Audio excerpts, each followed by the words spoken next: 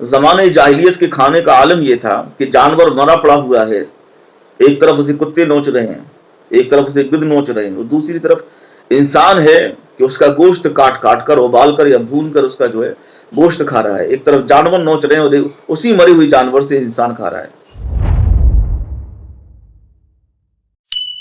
ایک لفظ آپ نے بار بار سنا ہوگا، زمانے جاہلیت اور دور جاہلیت۔ آخر کسے کہتے ہیں زمانے جاہلیت، کسے کہتے ہیں دور جاہلیت؟ آپ صلی اللہ علیہ وآلہ وسلم کی آمد سے پہلے جو دور گزرا، اس دور کو زمانے جاہلیت کہا جاتا ہے۔ ایسا نہیں تھا کہ وہاں انسان پڑھا لکھا نہیں تھا، انسانوں کے اندر تعلیم تھی باضابطہ۔ اس زمانے کے بڑے بڑے شاعر تھے کہ جو عربی زبان میں جو ہے شاعری کیا کرتے تھے، بظاہر پڑھے لکھے لوگ تھے، لیکن تہذیب اور انسانیت کے نام سے لوگ کورے تھے، اور ایسی برائیاں کہ برائیاں بھی دیکھ کر جن کو شرم آ جائیں، ایسی بے حیائیاں کہ بے حیائیاں بھی جن کو دیکھ کر جو ہے شرم آ جائیں، ان کے اندر رائج ہو چکی تھی۔ اس کی وجہ یہ تھی کہ حلال اور حرام بتانے والا ان کے درمیان میں کوئی نہیں تھا، نہ ان کے پاس کوئی رسول تھا، نہ آسمانی کتاب تھی، نہ ان کے پاس زندگی گزارنے کا کوئی سلیقہ اور کوئی ڈھنگ تھا، نہ ان کے لیے کوئی ہادی تھا کہ انہیں ہدایت کرتا، نہ ان کا کوئی مرشد تھا کہ انہیں راستہ دکھاتا۔ زمانے جاہلیت کا اگر اتہاس پڑھا جائے تو ایسی ایسی رسم و رواج ہمیں دیکھنے کو ملتی ہے کہ پڑھنے سے اور سننے سے ہی جی جو ہے لرز جاتا ہے، وہ کلیجہ کانپ جاتا ہے۔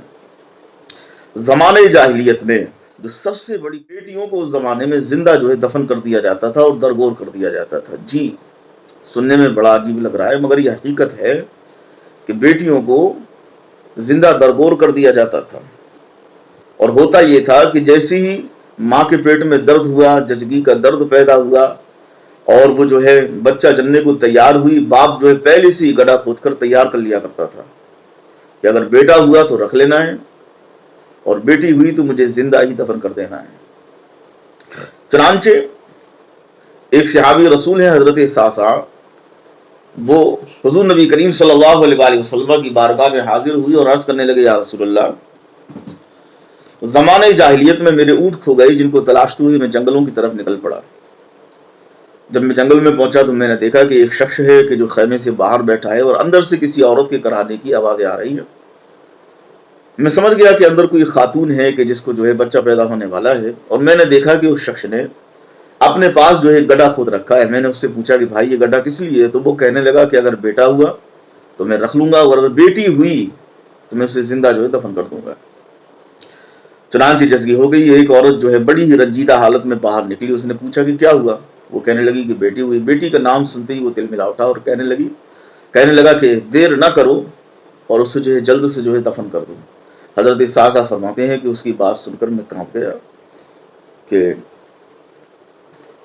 اور میرے اندر کی انسانیت جو ہے جاگ اٹھی۔ میں نے اس سے کہا کہ بھائی میرے 2 اونٹ اور یہ اونٹ کہ جس پر میں بیٹھ کر آیا ہوں، یہ تینوں اونٹ تو لے لے اور اپنی بیٹی تو مجھے دے دے، میں پال لوں گا، میں اس کی پرورش کر لوں گا۔ حضرت ساسا کہتے ہیں کہ اس واقعے کے بعد میری اتنی شہرت ہوئی کہ جس کے یہاں بھی بیٹی پیدا ہوتی وہ میرے پاس آتا، مجھ سے 3 اونٹ لیتا اور بدلے میں مجھے اپنی جو ہے بیٹی دے جاتا۔ وہ کہتے ہیں کہ یا رسول اللہ، اس طرح سے میں نے 280 بیٹیوں کی جان بچائی۔ یا رسول اللہ آپ مجھے بتائیں، اگرچہ یہ میرا عمل زمانے جاہلیت میں تھا، اسلام کے آنے سے پہلے تھا، کہ اللہ تعالیٰ اس پر مجھے اجر عطا فرمائے گا؟ حضور نبی کریم صلی اللہ علیہ وآلہ وسلم نے ارشاد فرمایا کہ اے ساسا، اللہ نے جو تمہیں اسلام کی دولت عطا کی ہے، تمہاری اسی نیکی کی بدولت اللہ تبارک و تعالیٰ نے تمہیں اسلام کی دولت اور ایمان کی دولت عطا فرمائی ہے۔ اسی طرح سے ایک اور واقعہ ہے کہ ایک شخص حضور نبی کریم صلی اللہ علیہ وآلہ وسلم کی بارگاہ میں حاضر ہوا اور وہ عرض کرنے لگا کہ یا رسول اللہ، میں اللہ کی بارگاہ میں توبہ کرنا چاہتا ہوں، کیا اللہ تعالیٰ میری توبہ کو قبول فرمائے گا؟ حضور نے فرمایا کہ بے شک وہ توبہ قبول فرمانے والا ہے۔ اس نے کہا کہ یا رسول اللہ، میرا گناہ بہت بڑا ہے۔ حضور نے فرمایا کہ تمہارا گناہ کتنا ہی بڑا کیوں نہ ہو، اللہ تعالیٰ اسے ضرور جو ہے معاف فرمانے والا ہے۔ وہ کہنے لگا کہ یا رسول اللہ، زمانے جاہلیت یعنی اسلام کے آنے سے پہلے میری عورت حاملہ تھی اور میں اسے چھوڑ کر جو ہے بدیش چلا گیا تجارت کے سلسلے میں۔ وہ کہتا ہے کہ مجھے 4 سال لگ گئے آنے میں۔ 4 سال کے بعد جب میں گھر پر آیا تو میں نے دیکھا کہ میرے گھر میں جو ہے ایک بچی کھیل رہی تھی۔ میں نے اپنی زوجہ سے پوچھا یہ کس کی بیٹی ہے؟ اس نے کہا کہ یہ آپ کی بیٹی ہے۔ تو میرے تن بدن میں آگ لگ گئی یا رسول اللہ کہ میرے گھر میں بیٹی پیدا ہوئی ہے، اور اگرچہ میں سفر سے آیا ہوا تھا، تھکا تھا، بھوکا تھا، پیاسا تھا، مگر یہ سوچ سوچ کر کہ میرے گھر میں بیٹی پیدا ہوئی ہے، مجھے رات بھر نیند نہیں آ رہی تھی، مجھے بھوک نہیں لگ رہی تھی، مجھے پیاس نہیں لگ رہی تھی۔ چنانچہ میں رات میں کروٹیں بدلتا رہا۔ جب صبح ہونے کو آئی تو میں اپنی بیٹی کے پاس گیا، اسے جگایا اور اس سے کہا کہ چلو کھجوروں کے باغیچے میں گھومنے چلتے ہیں۔ اس طرح سے میں نے اسے اپنے ساتھ لیا اور کھجوروں کے باغیچے میں جب بہت دور ہم لوگ نکل گئے، میں نے ایک گڈھا کھودنا شروع کیا۔ تو بچوں کی عادت ہوتی ہے کہ جو بڑوں کو دیکھتے ہیں وہ کرتے ہیں، نقل کرتے ہیں۔ وہ کہنے لگے یا رسول اللہ، میں نے گڈھا کھودنا شروع کیا اور مجھے دیکھ کر میری بیٹی نے بھی گڈھا کھودنا شروع کر دیا۔ اس نے اپنے ننھے ننھے ہاتھوں سے گڈھا کھودنا شروع کر دیا۔ وہ کہنے لگے کہ یا رسول اللہ، جب گڈھا کھود کر تیار ہو گیا تو میں نے اپنی بیٹی کو اٹھا کر اس گڈھے میں پٹک دیا۔ اتنا سنتے ہی میرے آقا صلی اللہ علیہ وآلہ وسلم کی آنکھوں سے آنسو جاری ہو گئے۔ وہ کہہ رہے تھے یا رسول اللہ کہ میری بیٹی چیختی رہی، چلاتی رہی، مگر میں پاگلوں کی طرح اس پر مٹی ہی ڈالتا رہا۔ وہ چلاتی رہی کہ ابا میری آنکھوں میں مٹی جا رہی ہے، میرے منہ پر مٹی جا رہی ہے، ابا مجھے تکلیف ہو رہی ہے، مگر یا رسول اللہ میرے اوپر نہ جانے کیسا شیطان سوار تھا کہ جب تک میری بیٹی کی آخری چیخ مٹی کے نیچے دب نہیں گئی میں اس پر مٹی ہی ڈالتا رہا، اور یا رسول اللہ اس طرح سے میں نے اپنے ہاتھوں سے اپنی بیٹی کو زندہ دفن کر دیا۔ اللہ اکبر۔ آپ صلی اللہ علیہ وآلہ وسلم رو پڑے اور کہنے لگے کہ اگر اللہ کی رحمت اللہ کی غضب پر سبقت نہ لے گئی ہوتی تو اللہ تبارک و تعالی تجھے اسی دن ہی نیست و نابود کر دیتا اور تجھ سے بدلہ لے لیتا۔ تو اس طرح سے آپ سوچ سکتے ہیں کہ زمانہ جاہلیت جس کو کہا جاتا ہے، انسان تو تھا مگر اس کے اندر انسانیت نہیں تھی۔ اس زمانے کے جو حالات تھے، چونکہ خدائی قانون کچھ تھا نہیں، خدائی تصور کچھ تھا نہیں، عبادتوں کا حال یہ تھا کہ آپ نے سنا ہی ہوگا کہ خانہ کعبہ میں 360 بت نصب تھے، جس کا جو جی چاہتا تھا خدا بنا کر لے آتا تھا، اس کی عبادت کرنے لگ جایا کرتا تھا۔ لیکن کہیں کہیں دین ابراہیمی کے نشانات حج کے شکل میں موجود تھے، مگر اس میں بھی کئی بگاڑ پیدا ہو چکے تھے۔ اس میں پہلا بگاڑ تو یہ تھا کہ زمانہ جاہلیت کا جو حج ہوتا تھا وہ اس طرح سے ہوتا تھا کہ تالیاں بجائی جاتی تھیں، سیٹیاں بجائی جاتی تھیں، اور لوگ ننگے ہو کر، برہنہ ہو کر، بغیر کپڑوں کے خانہ کعبہ کا طواف کیا کرتے تھے، خواہ وہ مرد ہوں یا عورتیں ہوں۔